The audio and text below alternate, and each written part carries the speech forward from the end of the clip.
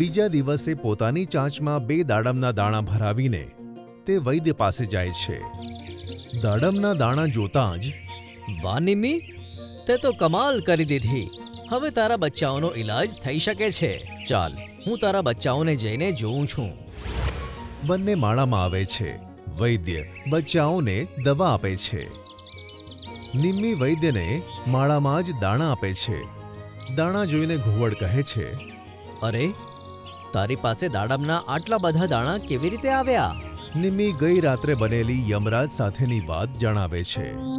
વૈદ્ય જતા જતા વિચારે છે, હું કંઈક એવું કરું કે નિમ્મીના બધા દાણા મારા માળામાં લાવી દઉં. પછી મારે મહેનત કરવાની બિલકુલ પણ જરૂર નહીં પડે. તે એક યુક્તિ વિચારે છે અને રાત્રે પોતાના ગળામાં પથ્થરની ગદા બનાવીને લટકાવી દે છે અને નિમ્મીના માળાની બહાર આવી જાય છે.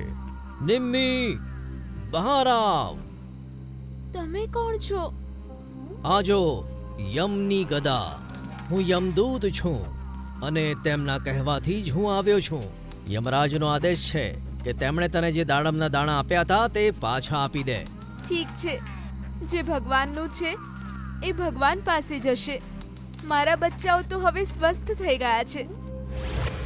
તે બધા દાડમના દાણા માળાની બહાર મૂકી દે છે.